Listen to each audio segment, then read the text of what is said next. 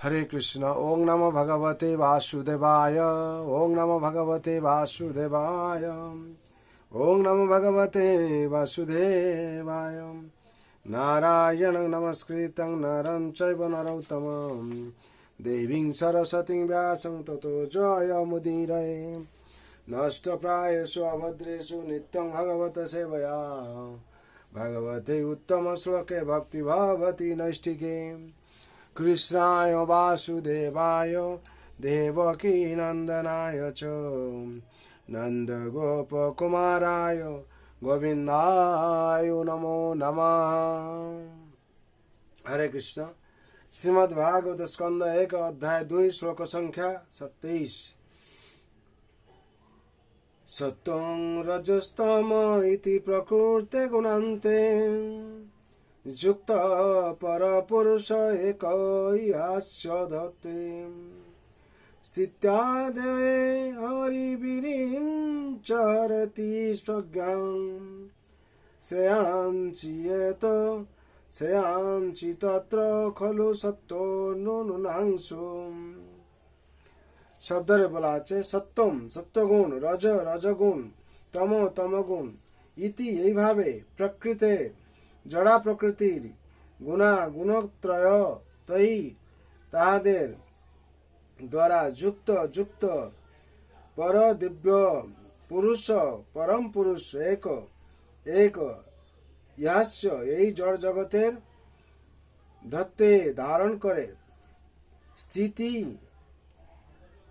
আদয়ে সৃষ্টি স্থিতি এবং বিনাশ ইত্যাদির জন্যে হরি পরমেশ্বর ভগবান শ্রী বিষ্ণু বিরিঞ্চি ব্রহ্মা হর মহাদেব ইতি এই রূপ সংজ্ঞা বিভিন্ন রূপ শ্রেয়াংসি অত্যন্তিক লাভ তত্র তার মধ্যে খলু অবশ্যই সত্যগুণ অন্য রূপ নিনাম মানুষদের সু প্রাপ্ত হয়। অনুবাদ। পরমেশ্বর ভগবান সত্য রজ এবং তম নামক জড়া প্রকৃতির তিনটি গুণের সঙ্গে পরোক্ষভাবে যুক্ত।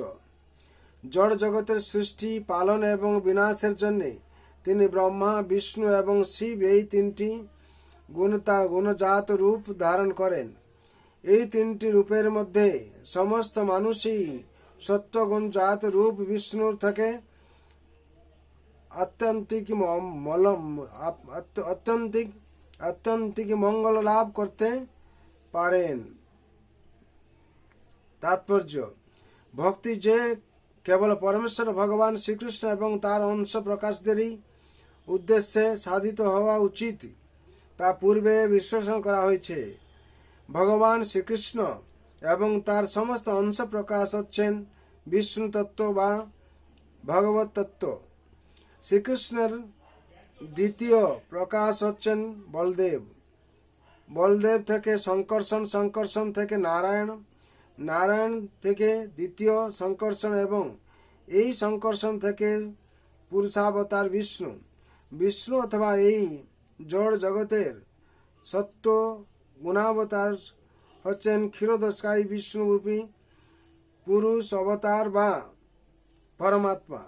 ব্রহ্মা হচ্ছেন জড়গুণের বিগ্রহ এবং শিব হচ্ছেন তমগুণের বিগ্রহ। এই তিনজন হচ্ছেন জড় জগতের তিনটি গুণের ঈশ্বর। জড় জগতের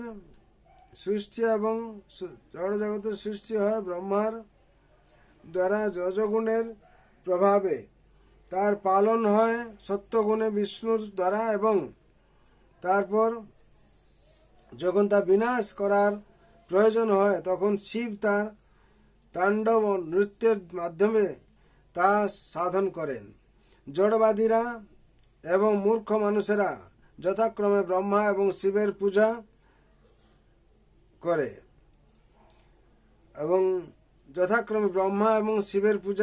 করে কিন্তু প্রকৃত পরমার্থবাদীরা সত্যগুণে বিষ্ণু এবং তার বিভিন্ন রূপের আরাধনা করেন। বিষ্ণু তার অনন্ত কোটি অংশ এবং কলায় প্রকাশিত হন। সেই পরমেশ্বর ভগবান, সেই পরমেশ্বরের পূর্ণ রূপ হচ্ছেন ভগবান এবং তার বিভিন্ন অংশ হচ্ছে জীব। জীব এবং ভগবান উভয়ই চিন্ময় স্বরূপে রয়েছে। জীব কখনো কখনো জড়া প্রকৃতির বশীভূত হয়ে পড়ে, কিন্তু বিষ্ণুতত্ত্ব সম্বন্ধীয় বিষ্ণুতত্ত্ব সর্বদাই মায়ার অধীশ্বর। পরমেশ্বর ভগবান শ্রীবিষ্ণু এই জগতে আবির্ভূত হন জড় জগতের বন্ধনে আবদ্ধ জীবদের উদ্ধার করার জন্য। এই ধরনের জীবেরা জড় জগতে আসে জড় জগতের উপর প্রভুত্ব করবার সংকল্প নিয়ে, এবং এইভাবে তারা জড়া প্রকৃতির তিনটি গুণের দ্বারা আবদ্ধ হয়ে পড়ে। তাই এই জড় জগৎ রূপী কারাগারে বিভিন্ন রকমের দণ্ড ভোগ করার জন্য শিবকে বিভিন্ন রকমের জড় শরীর ধারণ করতে হয়। পরমেশ্বর ভগবানের নির্দেশ অনুসারে ব্রহ্মা এই জড়জগৎ রূপী কারাগার সৃষ্টি করেন এবং কল্পান্তে শিব এই সৃষ্টি ধ্বংস করেন। তার এই কারাগারের পালন কার্য সম্পাদন করেন বিষ্ণু। কিন্তু ঠিক যেমন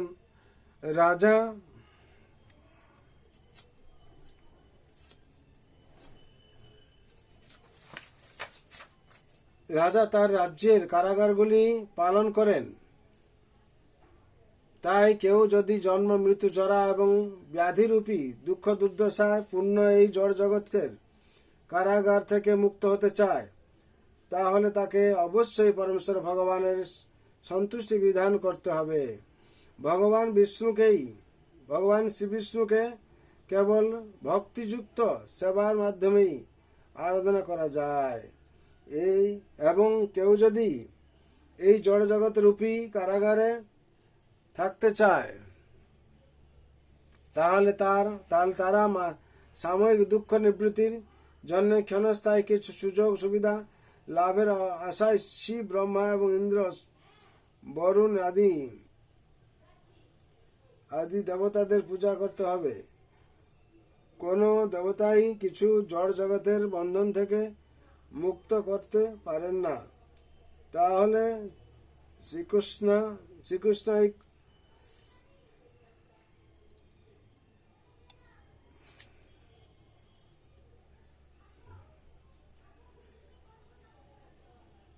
কিছু সুযোগ সুবিধা লাভের আশায় শিব, ব্রহ্মা, ইন্দ্র, বরুণ আদি দেবতাদের পূজা করতে পারে। কোনো দেবতারে কিন্তু জড় জগতের বন্ধন থেকে মুক্ত করতে পারেন না। কোনো দেবতাই কিন্তু জড় জগতের বন্ধন থেকে মুক্ত করতে পারেন না, তা কেবল শ্রীবিষ্ণুই করতে পারেন। তাই চরম মঙ্গল কেবল পরমেশ্বর ভগবানের কৃপায় প্রভাবেই সাধিত হয়। তাই চরম মঙ্গল কেবল পরমেশ্বর ভগবানের কৃপার প্রভাবেই সাধিত হয়। হরি বল। এখানে প্রথম স্কন্ধ 2 অধ্যায় 23 নম্বর শ্লোকে তাৎপর্য সম্পূর্ণ হলো। বিশেষ করে আমরা এখান থেকে অনেক শিখতে পেলাম। এখানে তাৎপর্য যেটা বর্ণনা করা হচ্ছে এই যে ভগবানের ভগবত তত্ত্ব প্রকাশ, এবং তার সমস্ত অংশ প্রকাশ হচ্ছেন বিষ্ণু। ভগবান শ্রীকৃষ্ণ এবং তার সমস্ত অংশ প্রকাশ হচ্ছেন বিষ্ণু তত্ত্ব বা ভগবত তত্ত্ব। শ্রীকৃষ্ণের দ্বিতীয় প্রকাশ হচ্ছেন বলদেব। আর বলদেব থেকে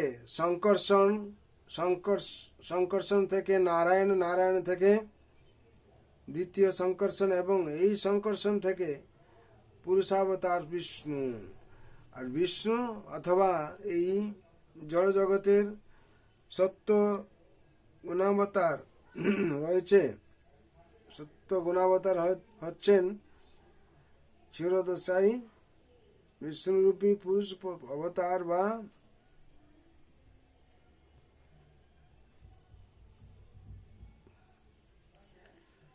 বা পরমাত্মা। ব্রহ্মা হচ্ছেন রজগুণের বিগ্রহ এবং শিব হচ্ছেন তমগুণের বিগ্রহ। এই তিনজন হচ্ছেন জড় জগতের তিনটি গুণের ঈশ্বর। হরি বল। এখানে বিশেষ করে আমরা ভগবানের দ্বিতীয় অবতার হচ্ছে বলদেব, বলদেবে কি করে সংকর্ষণ এসছেন, এই সেটা আমরা বর্ণনা পেলাম। সেরকম এই ভাগবতম থেকে আমরা সমস্ত কিছু ভগবান লীলা সম্বন্ধে জানতে পারবো। যদি আমরা প্রত্যেক দিন ভাগবত পাঠ করি বা শ্রবণ করি, এই শ্রবণ মাত্র মুখ্য পায় পিতা মানে আলাদা। ভাগবত শ্রবণ করার জন্য বলা হচ্ছে নিত্যম ভাগবত সেবয়া, পরমশাস্ত্র ভাগবত অভ্যাস করে নিত। ভগবান গীতায় বললেন অভ্যাস যোগ যুক্ত চেতসা নামগামিনা পরমম পুরুষং দেবং জানতি পার্থানুচিন্তয়েত। আমাদের যদি আমরা অভ্যাস করি, অভ্যাসের মাধ্যমে ভগবান আমাদের কৃপা করবেন। আমরা এই জন্ম মৃত্যু জরা ব্যাধি চক্র থেকে মুক্তি পেয়ে ভগবানের কৃপা লাভ করব আর সান্নিধ্য লাভ করব। তার জন্য সবার মঙ্গলের জন্য, শান্তির জন্য ভগবান রাতুল চরণে প্রার্থনা করছি। সবাই যাতে আপনারা আনন্দ থাকবেন। আপনারা এই ভাগবতমের তাৎপর্য একটু শ্রবণ করুন, তাহলে আপনাদের সার্বিক মঙ্গল হবে। হ্যাঁ, তার জন্য ভগবান রাতুল চরণে আমি প্রার্থনা করছি। সর্বভন্ত সুখিন সর্বে শান্ত নিরাময় হরে ভদ্রাণী পশ্যন্ত মা কশ্চিৎ দুঃখ ভাগ ভবেৎ। হরে কৃষ্ণ কৃষ্ণ কৃষ্ণ হরে হরে, হরে রাম রাম রাম হরে হরে। जय नाम महाप्रभु की जय। जय जगत गुरु शिल प्रभुपाद की जय। श्री गुरु महाराज की जय। श्रीमद् भागवत महापुराण की जय। श्रीमद् भागवत गीता यथार्थ की जय। अनंत कोटि वैष्णव भक्त वृंदक जय। उपस्थित भक्त वृंदक जय। निताय गौर प्रेमानंदे। हरि हरि बोल हरि हरि बोल हरि हरि। हरे कृष्ण कृष्ण कृष्ण हरे हरे, हरे राम राम राम हरि हरि। जय नाम महाप्रभु की जय। निताय गौर प्रेमानंद। हरि हरि बोल हरि हरि बोल हरि।